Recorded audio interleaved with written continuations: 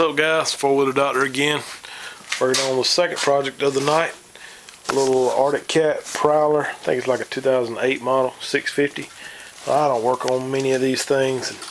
I don't know, I've had a lot of trouble with Arctic Cat stuff before, so I usually don't bring these in. But there's not many people in the area that even have them. So I've done some work to this thing. Had a bad oil leak on the front output seal. So actually it's the rear as the motor goes, but it goes to the front differential. It was real tough to crank, had low compression. Checked the thing out, ended up putting piston rings in it. These things have a nickel seal cylinder, so you can't just bore them out easily. But I had to have them recoated, so I just honed it best I could, put it back together, crunk up and run for a little bit, just while I was playing with it, and it cut off. I couldn't get it to crank back up, couldn't figure out what it was. Checked the compression, it's down to like 30 psi.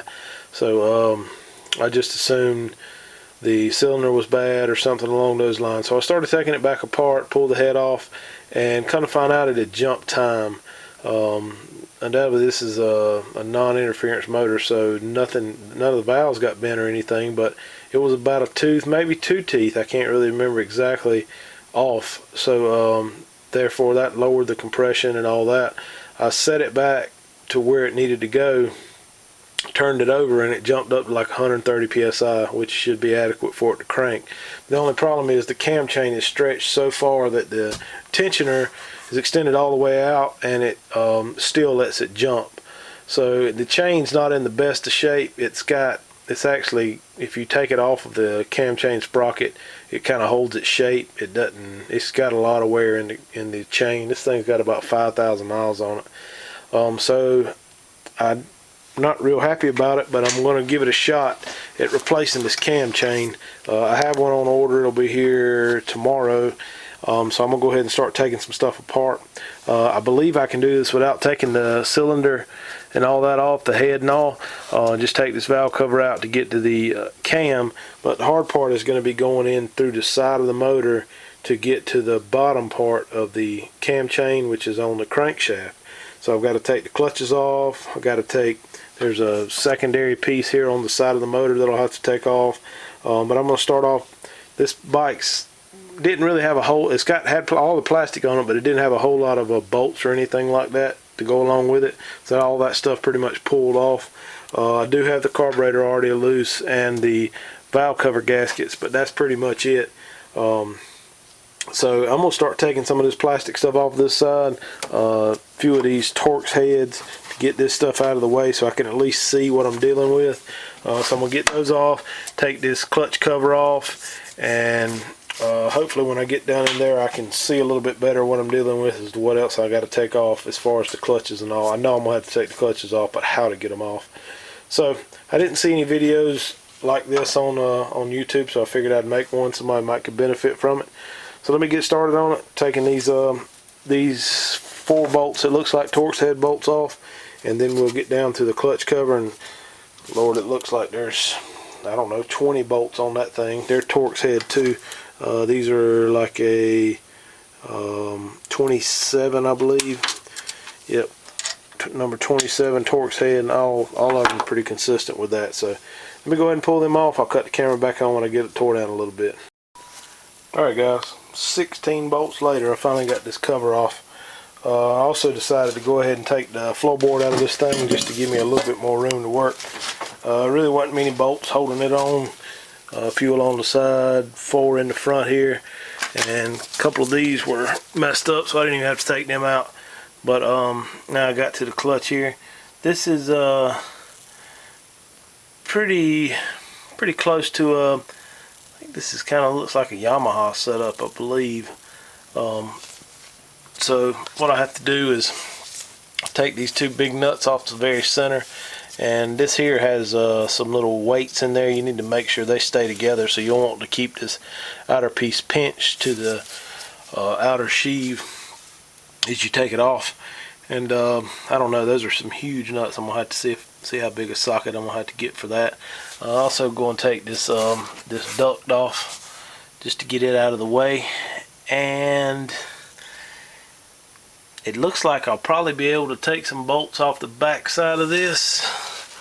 back side of these clutches and make it split back here, and that should give me access to the crankshaft. So I will also need to drain the oil out because I know there's oil in there. So let me get the oil started draining. I'll find the nuts to fit these clutches and loosen them up and see where we go from there. Alright guys, I got the nuts off of here.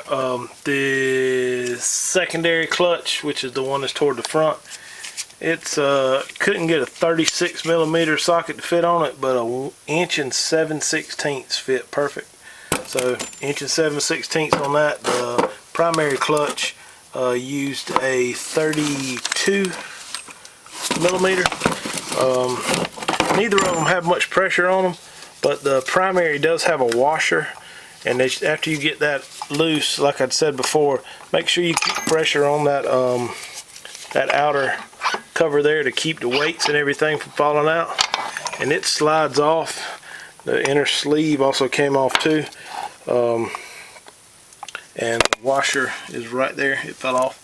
So got that off of there, and I believe all I have to do is just slide that secondary off, just like that, with the belt and all. Set this to the side, and then on the primary, that the inner sheave will slide right off too, and like kind of keep those together. The only problem is if you try to keep this sleeve in here and set it down somewhere, it'll push this off and your weights will fall out and all that. So I usually just pull that out and keep all those parts together. Off to the side, and then there's the washer, and then the two nuts are here. So stick these off to the side, and then what we're left with is have to take this ring off here, and then there's a few other bolts around. You can see there's 5 right here around this primary shaft, or a secondary shaft, I'm sorry, and then there's a few around this back side of the primary shaft. Take this boot off and I loosen up all those bolts. I'm thinking, or I know, there is a gasket. You can barely see the crack right here, in that crack there, and once you get that off, get that whole side off, then that's going to expose the end of the crankshaft. And I'm pretty sure this thing has a another set of clutches in there, a set of wet clutches, very similar to what Yamahas use, and I'll probably have to pull that off to get all the way in there to it. But let me get these few bolts out. Start off with, like I said, take this cover off here, and then I'll just start loosening all these bolts up. Once I get everything off, I'll cut the camera back on and give you a final bolt count before I pull it off of there. Alright, cut the camera on in a second. Alright guys, I got all the bolts out of it, true Arctic Cat fashion. 16 bolts holding this back piece in. There's actually 3 of them outside of the, this don't make sense, but outside of the inside of the clutches here. One here by the output, where the output boot is, on top and on bottom, and then one a little bit below it. I did go ahead and just pull both of these boots off because I was going to have to get them off anyway. They come off actually pretty easy together. They're a real small Torx head to get those clamps off. So I got all the oil drained out, and also put a bigger pan under there to try to catch some of this if it does run out everywhere, which it probably will. So I might actually try to hit this with the compressed air real quick to blow some of this stuff off, because I don't want all that falling down into the motor when I do take this cover off.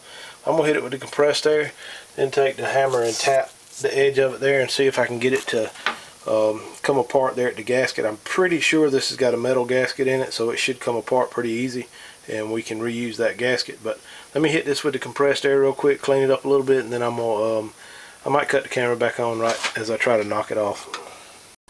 Alright guys, here's what I'm going to try. I'm thinking what's going to happen is this shaft that goes into the transmission is going to stay in here, but this shaft that goes to the to the crankshaft will come out, and there should be a bell on the back side of it that hooks to the wet clutch that's in there, that I think's in there. I'm not even real sure. I'm kind of going at this blind, but I'm just going by what I've seen in the past. So I'm going to take a hammer and tap this and see if I can get it to separate. Not real hard, but just to see. For one thing, I'm not real sure I got all the bolts out of it, and I think there's a bolt head right there. It appears there's 1, 2. Good Lord. Appears there's 2 more bolts under there. I'm gonna have to take out, but I've hadn't done one of these before, so yeah, there's 1 there, 2. Yeah, it looks like there's just 2 more under there. Pull those out real quick. I'll just do it while I got the camera on. Give y'all some live action work here.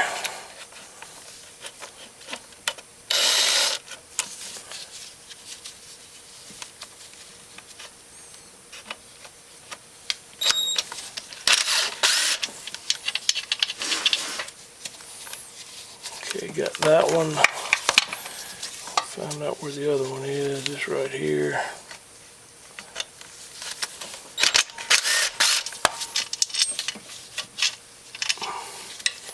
So I tapped on the thing a couple times and it didn't even attempt to budge, so made me think something else was still holding it. So let's try this again. There we go. Now it started to crack. Well, not crack. I got some gap in the between that cover and the part of the motor. So then wiggle this on off. Acts like there might be some kind of dowel or something holding this.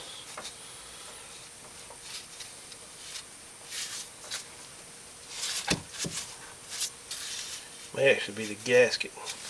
I'll grab a razor blade. I'll run a razor blade around the back side to see if I can get that gasket to come loose. There you go. I just tugged on it a little bit, and it ended up tearing the gasket in that one spot right there. So I'm going to end up having to get a gasket for that thing. And let me get this cover out of here.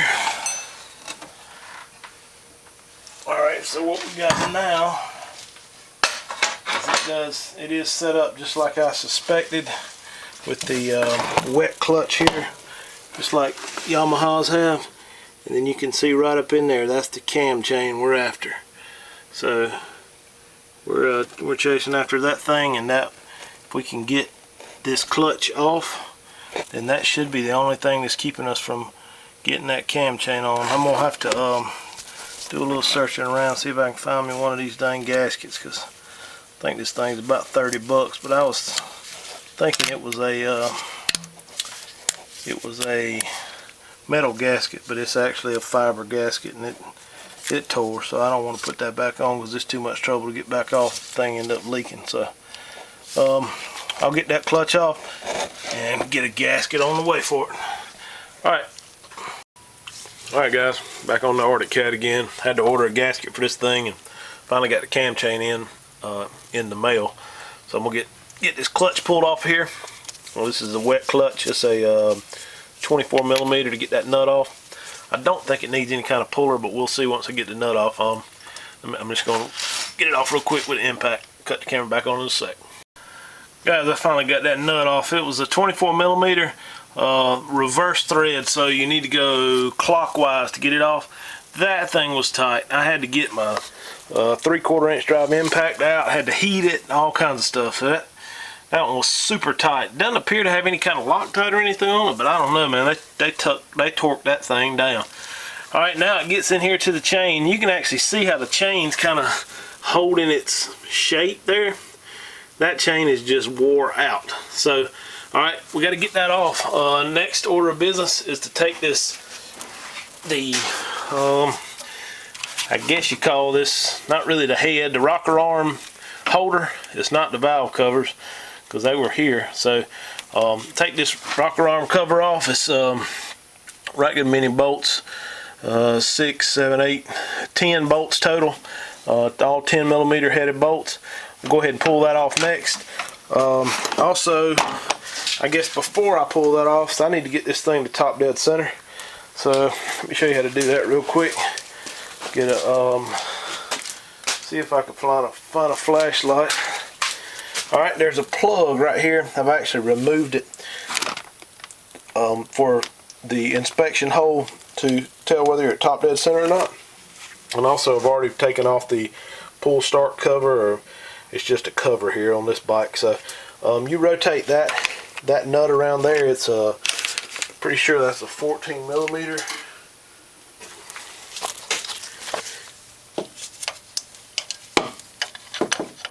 Nope, I think it's something odd. 15mm. Let's try that.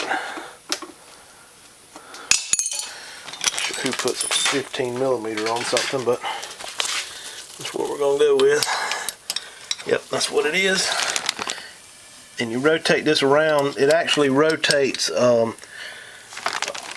Looking at the nut, it will rotate counterclockwise. You can always tell on these things if you go the wrong way, it makes like a kind of a grinding type noise. If you go the correct way, it turns over pretty smooth. So you want to just look first to see when these valves here move up and down, the intake valve. Probably should have took the compression gauge out of here. I can just take this loose. That'll let it turn over a little easier. If you do take the spark plug out, it makes it turn over a little easier. So you just want to see when these valves move up and down.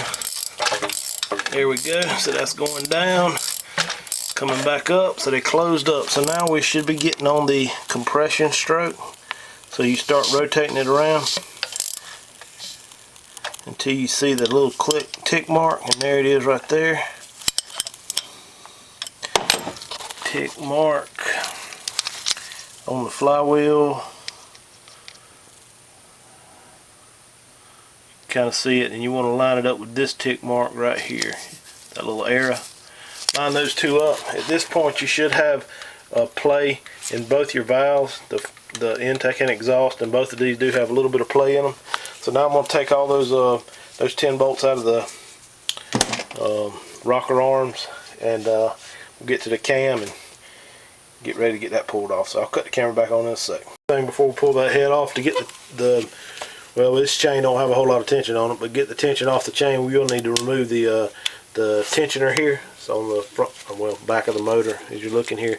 I like to go ahead and break this 10mm nut bolt, loose on the top before I take this off, and that'll help you relieve the pressure on that tensioner once you get it out. And that's I think it's a 27 Torx bit. It actually got 2 bolts on it, but I already taken one of them off. I've done some little preliminary work on this bike. It ended up jumping time. I did a top end on it and didn't change the cam chain, and I should have, and it was wore out beyond service. So one way you can see this is this tensioner here. It's spring loaded. Let me cut this light off over here so you can see a little better. It's spring loaded. So one way to tell if you change really bad on here is to take it with it extended all the way out right here and stick it into your tensioner hole, and how far it goes down in is how much life you've got left on your chain. This one here will go all the way in. You shouldn't be able to stick it in no farther than, if you got a good chain, it'd probably stay stuck out a ½ inch or so. But like I say, this one's wore completely out, so it'll extend all the way in, or go all the way in there and bottom out, so the tensioner is not doing anything. Hence that's why it jumped time. So so to get this off, it's just got some RTV on it, or gasket material. There's no real gasket, so it just rocks off of there. And then now we're at the cam, and let me show you how to check the cam. This did jump time. I put it back in time and turned it over to check the compression on it, and it was still still good and high. So the way the timing is on this, there's a little plug right here that goes in this end right here. Take that out, and then there's two lines. There's a line here and a line here. Those should be flush with the head here when it's at top dead center, and this one's pretty close. The chain is just stretched out. It's really what the biggest thing is. So what I'm going to do is I'm probably going to end up having to take, I can take this cam out with the chain still on here. Usually probably can't do that, so what you may end up having to do is loosen those bolts up on that end of the cam and take the chain, take the sprocket off. I'm probably going to have to do that to put it back on, but that's what you're supposed to do with them. This one's got so much slack in them that I can just take it off altogether. So you would end up put one bolt back in, rotate it around, put the other bolt back in, and then bend those ears down on them so they'd lock in.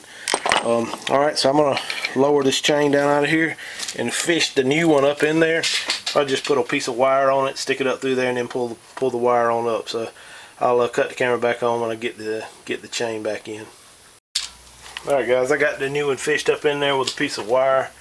I actually have the wire holding it here. So just to show you this old one, this is how wore out the thing was.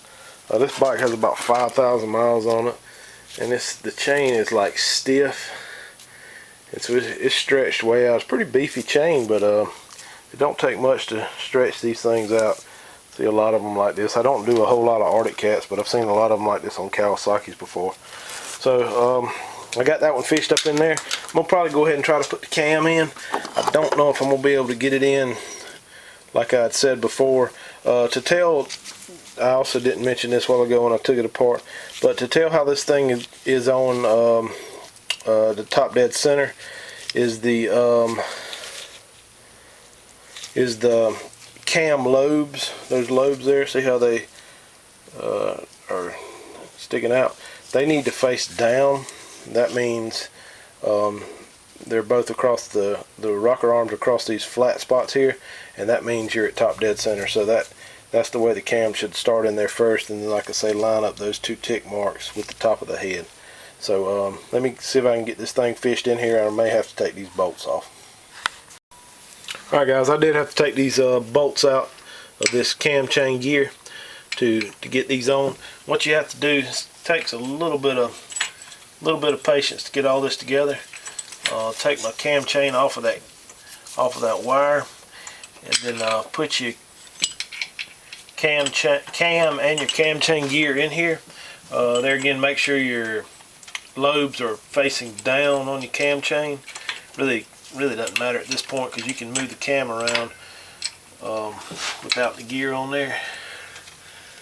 So it goes down, so your holes of your cam chain gear should face the 12 o'clock position. So rotate those around till you get to about 12 o'clock, and go ahead and slide your chain on there, on your gear. And see there, it looks like I'm about a tooth off. So let me rotate it around one more time. Just lift up on the chain on one side, work it around like that. I might go one more just to see. It's a little bit of a trial and error to get this right. There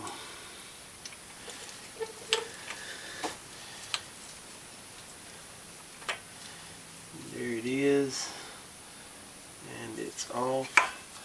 I need to make sure. Let me run to the other side and make sure that the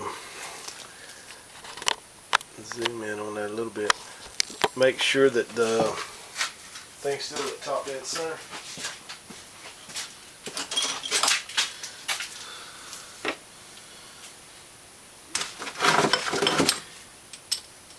It's off just a hair. Make sure that's dead on. Also, one other thing to make sure is your chain hadn't come off from down at the crankshaft, and it hadn't. It's still on there. And now my tick marks are off. I've got one, this one highest tick mark is about the 2 o'clock position. So I'm too far over on my teeth. Let me back that chain back off there, and I need to go the other direction.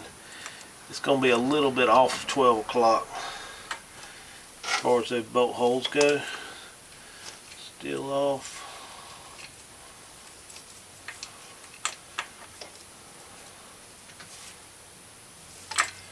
It's moving very slowly.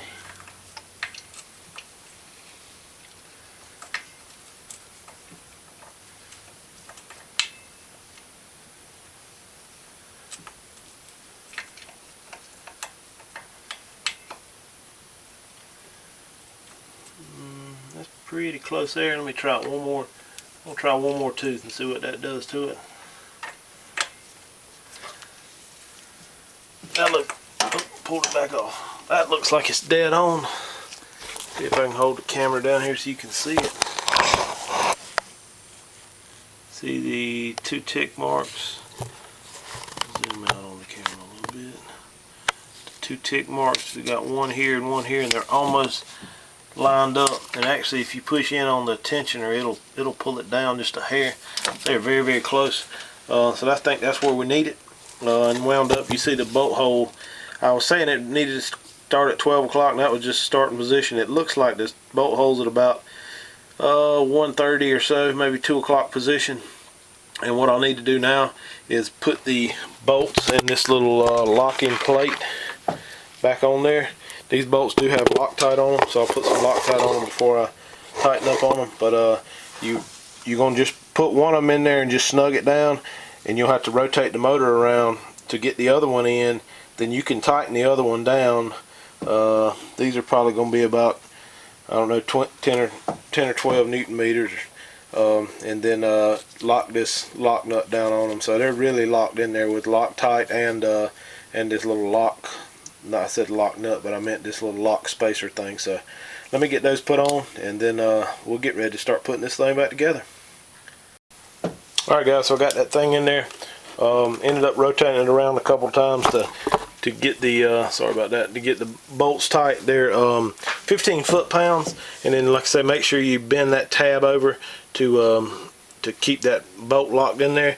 And then I know the timing's off on it now, but I still want to check to make sure we're good on our tick mark. So I'm gonna go back over to the other side and hit the timing mark again on it.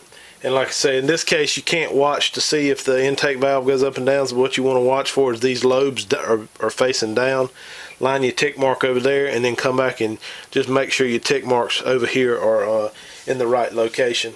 And when that's done, go around and clean this top mating surface up, just some Scotch-Brite, put a little bit of gasket material on that head, bolt it back down, then you put your tensioner in. If you do it ahead of time, it can make your cam rock up and throws your tension off on your chain. That can cause a lot of issues. So I'll go check that time and make sure that's good, get this cleaned up, and I might cut the camera back on right before I put that cover back on.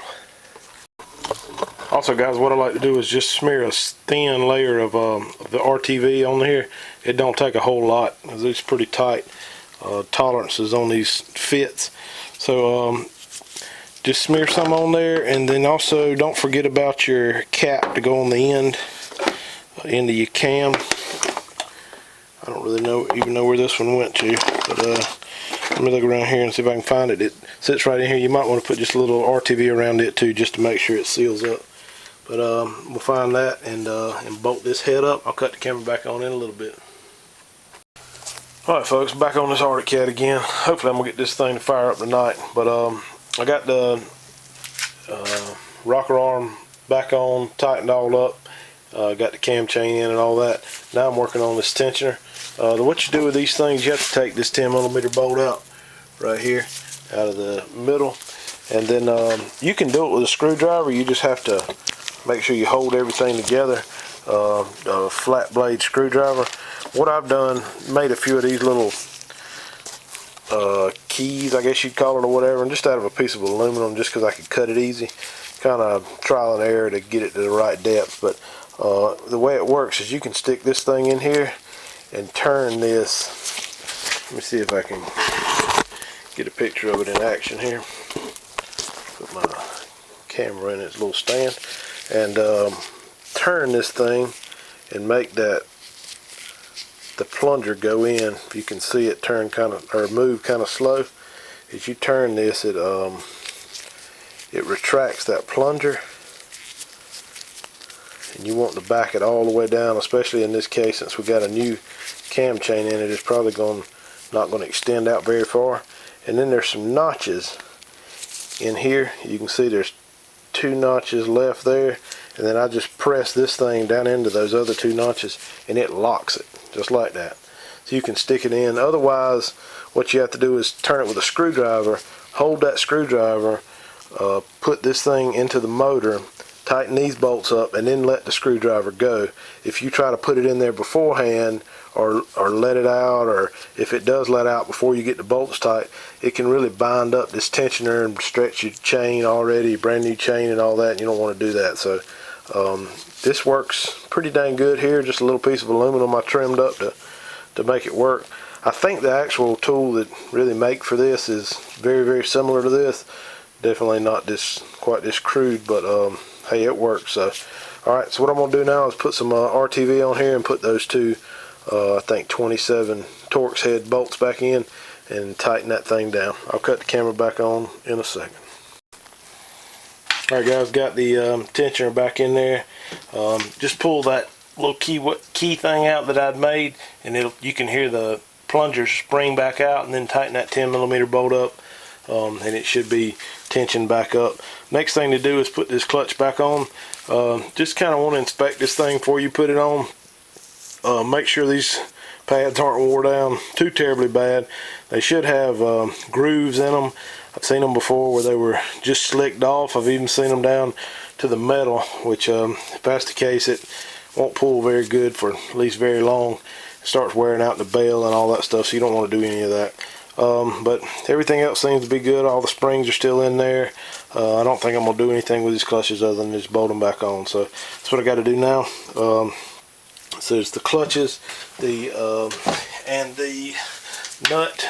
This is the one that was so tight a while ago, and it's reverse thread. I might put a little shot of Loctite on it just in case, clean it up a little bit, and I'm gonna tighten that thing up on there. And alright, I'll cut the camera on once I get this put back on. Probably get ready to start putting the gasket on there, and then clean up this the inner piece here where we still got some oil standing in there, and I'll clean that up real good and make sure I got it to where it'll seal up good. It looks like some of the gasket material is still left on a couple spots.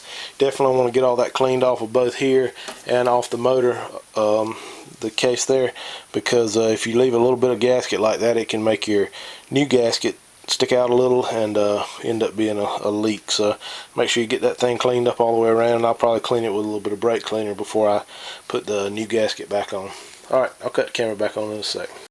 Guys, one other thing you want to make sure you keep together on this thing is this one-way bearing right here. When I took this cover off, it actually was stuck up inside the bell here, and you just want to make sure that you don't drop this, because if any of these little pieces fall out of here, it won't work right, and you have to figure out which way they go and put them back together, and it's just a mess. Also, you want to make sure this thing goes in there the right way. It has outside stamped on it. I'm assuming this is a factory one, because that's usually what most of them look like. And the outside refers in this case to the outside of the motor. I'm gonna go ahead and stick it back on this clutch here. There again, with the outside facing me, facing the outside of the side-by-side, and then that should make it a little easier getting this case on, because you got to kind of twist the case around, and you definitely don't want it to fall out of here, fall down into here, and then pieces fall out and all that. So just easier to put it on the clutch. So next, I've got there's 2 dowel pins, pretty good size pins in this case, one here and one down on the bottom there. I'm gonna go ahead and put the gasket on there and put it around these dowel pins so it doesn't fall off, and then I'll get ready to get this piece, the clutch housing, put back on there after that. Alright, let me get the gasket laid up on there, and I'll cut the camera back on in a sec. Alright guys, I got all 200 of them bolts tightened up.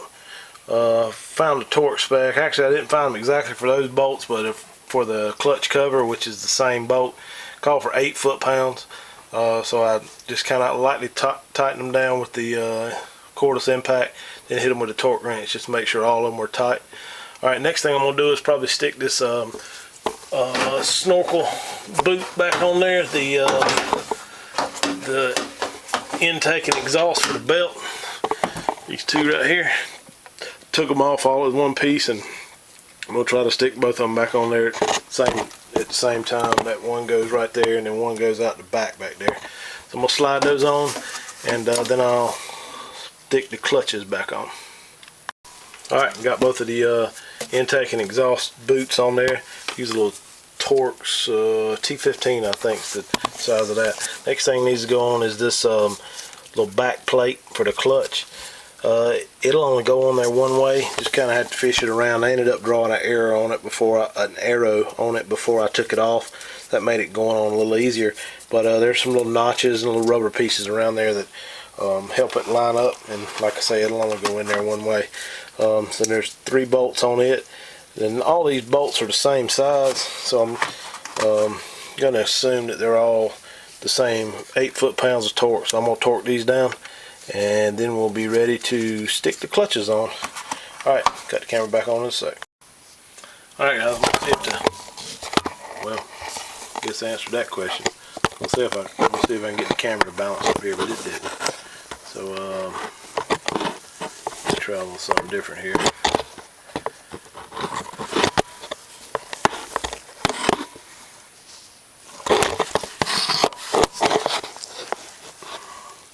Okay, we'll go with this. Alright, so the next thing to do is put the clutches back on. First piece to go back on is this these are called sheaves on the primary clutch. It's got some splines on it. Just slides on there, lines up, and make sure it goes all the way to the back, like that. Alright, next item to go on will be a camera mount that will not fall down when I take the weight off the side-by-side. Alright, next item to go on will be this center shaft. Goes on that primary clutch as well. It just slides right over. Let me try something different with this camera mount. Alright guys, we'll try this little shot. A little bit closer view, but I think I can still make it work. Alright, this is the next piece that goes on this center shaft here. And then I think I'm going to stick the secondary clutch on along with the belt. The belt in this case has an arrow on it to show you which way it needs to rotate, and in this case the engine and all that rotate clockwise, and so that's the way the arrow is pointing toward the front there. So you just slide this clutch up on there.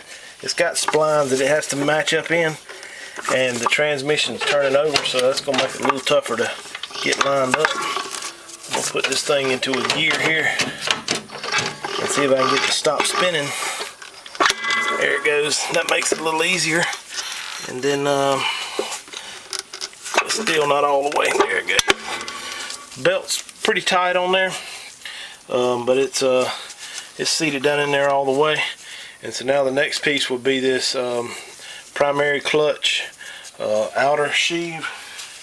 And like we talked about that one in the past, you want to keep your finger on this washer piece here so that your weights and all that don't fall out. I will slide this off just to let you look at them. There are these little round pieces in here. You can kind of see a few of them. They all need to be standing up like they are. And then also on this washer piece has these little horseshoe looking pieces right there that you can see. You need to make sure there's 4 of them. Make sure all 4 of those are in there as well, because the clutch will not operate properly if your weights are out, or if you're I'm not sure the technical term for it, but if your horseshoe pieces are not in where they need to go. Alright, so there it is all put together.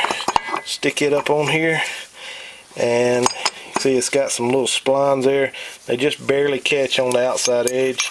There's also a washer that we took off prior, and a nut. The nut in this case, it's got some Loctite on it, so I'm going to stick some back on there, but it's kind of a deep on one side and flush on the other. The flush side goes toward the outside, like that. And then this nut here has a shank on it. This is for the secondary, and it slides up in here.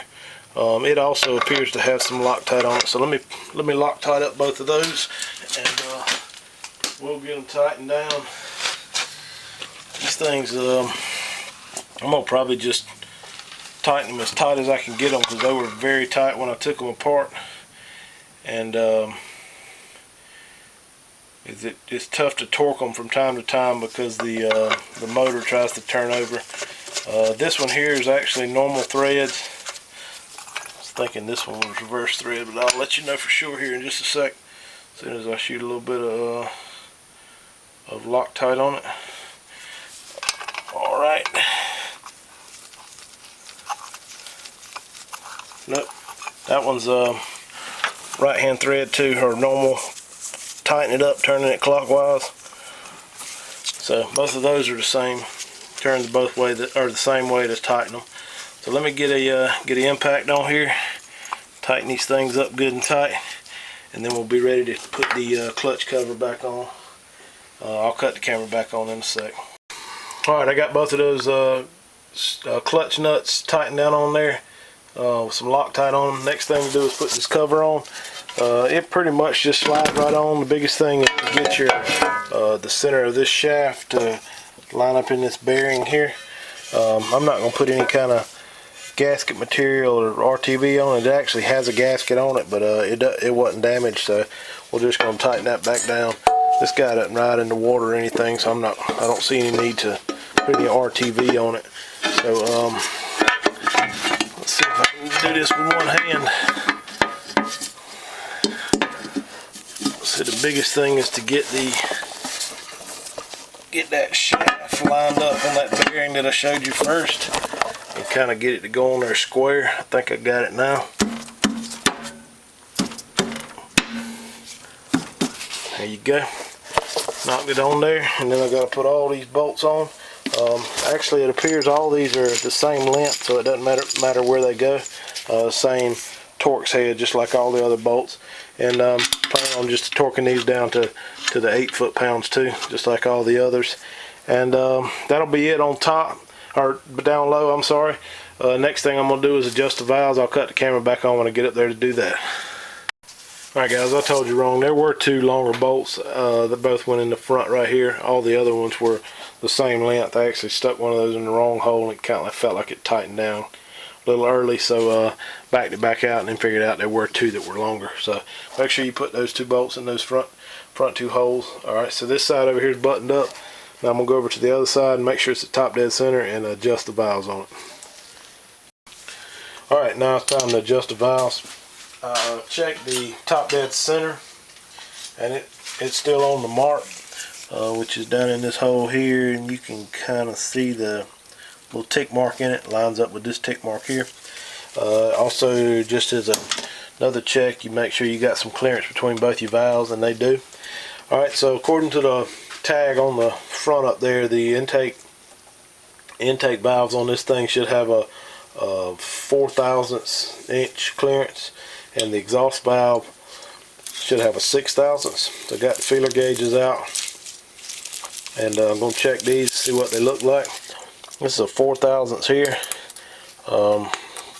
Yeah, it's got a little bit of play in it. I'm going to go ahead and tighten them down a little bit. And what you do is take an 8mm wrench and break that lock nut loose, and then there's a square shank on that top of that thing, and I found the best thing to use to turn that is a deck screw. This works for multiple four-wheelers, side-by-sides and all that. Most of them, like Hondas, just have a regular flat screwdriver, a flat slot to go in there that flat screwdriver can turn, but these things here use this square shank, and that deck screw will fit right on there. I just bent it so I could turn it. Bent it so I could turn it with my hand, and that makes it real easy to adjust them. I can't do this with one hand, so I'm going to cut the camera off, adjust the intake here, and then the exhaust are, I don't think I mentioned it a while ago, 6/1000ths of an inch on the rear valves there. So let me get those adjusted up, and I'll cut the camera back on. I'm probably going to go ahead and tighten down these valve cover bolts, as well as put this timing hole back in here. And I'll cut the camera back on before I put the carburetor and all that on. Alright guys, everybody always wants to see the first startup on this thing, so I'm going to give this one a shot. I still don't have the air filter and air box and all that stuff on there, but I filled it up with oil, and the battery's a little weak, so I'm going to have to jump it off with the jump box here. So switch the thing on. It may take a minute to crank this thing up because it does have a vacuum actuated pump, and it takes a second for it to get fuel around there to it. So everything's on. Actually, it's pulling showing that the battery was dead, so make sure we got a good connection. Same volt. Not sure what that's supposed to mean.